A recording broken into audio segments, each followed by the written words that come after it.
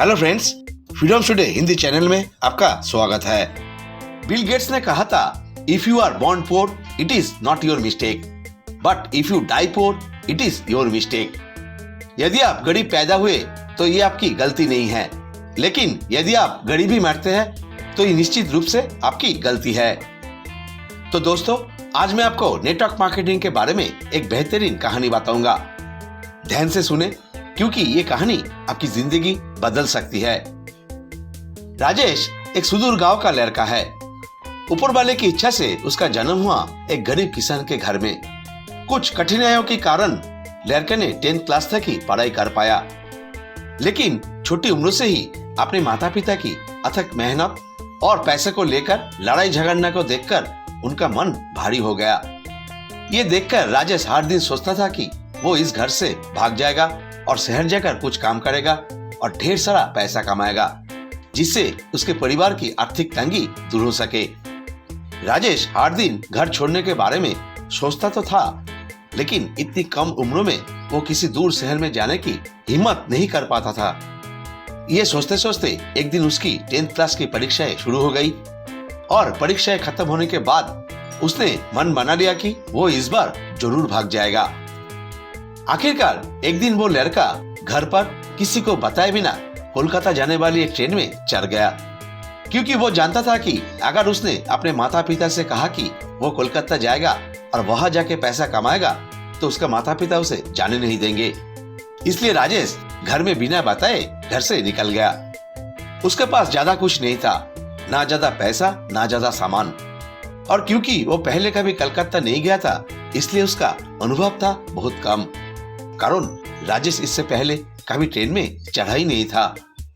किसी तरह वो रेलवे स्टेशन में पहुंचा और वहां जाके पता किया कि कलकत्ता के लिए कौन सा ट्रेन है। ट्रेन समय पे आ गई तो वो ट्रेन में चढ़ गया, लेकिन एक ही दिक्कत थी, उसने टिकट नहीं काटा। असल में टिकट खरीदने के पैसे उसके पास नहीं थे, इस कारण वो बिना टिकट ही ट्रेन में चढ़ गया। आंखों में नया सपना लेकर राजेश कोलकाता जा रहा था, लेकिन अचानक उसका सपना टूट गया। उसे चिकन ने पकड़ लिया। चिकन ने उसे पूछा, क्या तुम्हारा पास टिकट है? राजेश जो उम्र में था छोटा, वो डरा हुआ था, तो वो डरते डरते बोली, नहीं, मेरे पास टिकट नहीं है। उसने चिकन से अनुरोध किया कि कृपया उसे कलकत्ता जाने दे, लेकिन चिकन ने नहीं माना। उन्होंने राजेश से कहा, या तो तुम्हें टिकट का जुर्माना देना होगा, नहीं तो अगले स्टेशन पर उतरना होगा। राजेश की आंखों में आंसू आ गए। उसे समझ नहीं आ रहा था कि वो अब क्या करे।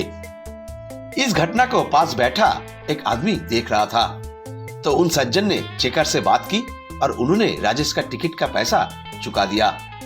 चेकर चला गया।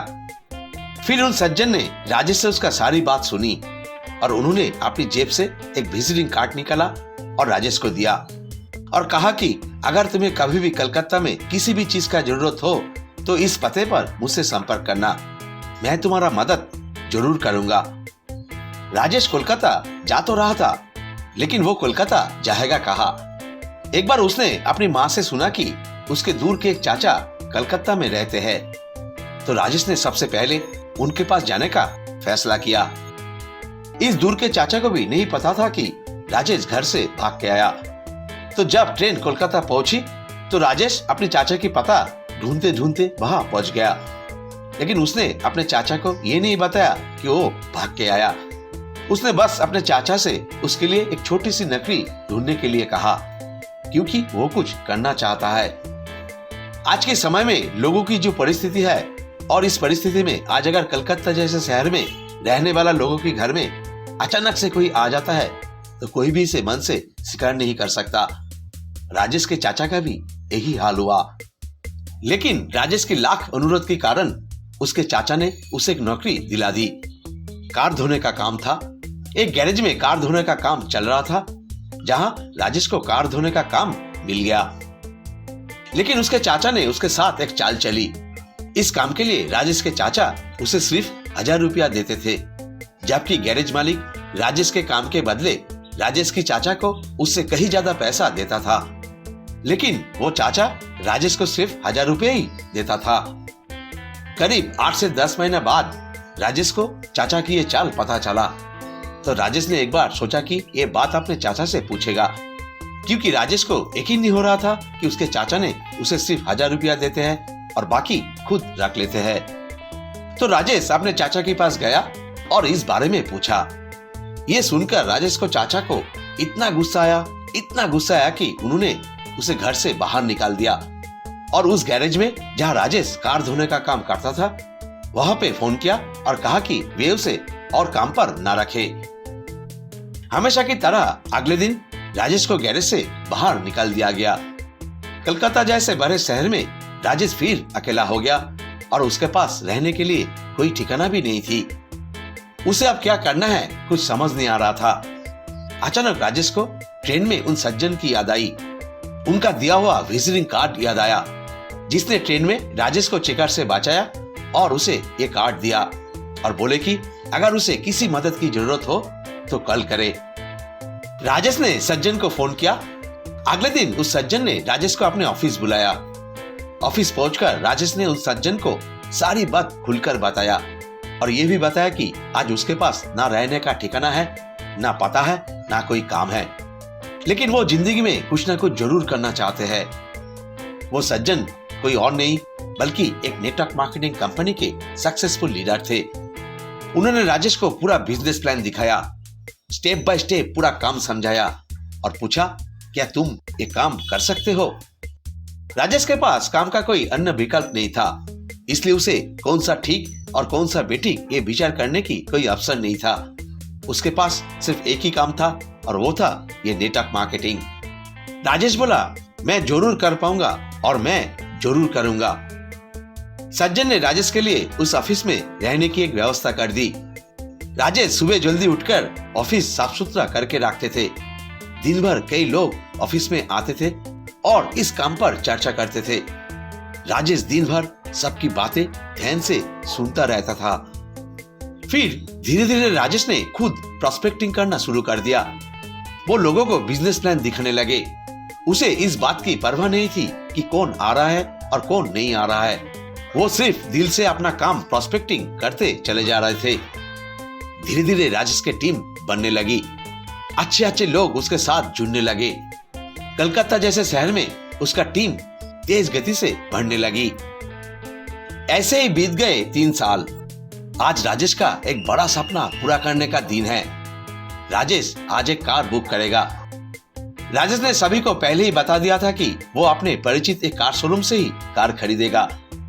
तो उनकी अपलाइन और उनके कुछ साथी उस कार शोरूम में पहुंचे और राजेश के कहे अनुसार उन्होंने राजेश के लिए एक कार बुक की। कार की डिलीवरी वाले दिन राजेश की अपलाइन और उनके टीम के कुछ मेंबर्स सभी काम पूरा करके शाम 6 बजे तक कार शोरूम में पहुंच गए। सभी लोग राजेश का इंतजार कर रहे थे। कुछ देर बाद राजेश आया। राजेश आज वही गंदे कपड़े पहनकर आया था जो वो कार के गैरेज में काम करते समय पहनता था। राजेश को देखते ही उसके अपलाइन ने राजेश से पूछा, आज तुमने ये कैसी ड्रेस पहनी है? आज तुम्हारा बहुत बड़ा एक सपना पूरा होने का दिन है।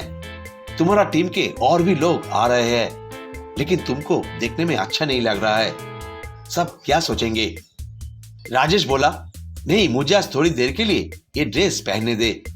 इसका एक कारण भी है। बहुत अनुरोध करने के बावजूद भी जब राजेश के अपलाइन ने देखा कि राजेश उसकी कोई बात नहीं मान रहा है और राजेश के दिमाग में एक विचार चल रहा है, तो उन्होंने कहा, ठीक है, चलो इस तरह ही चलते हैं।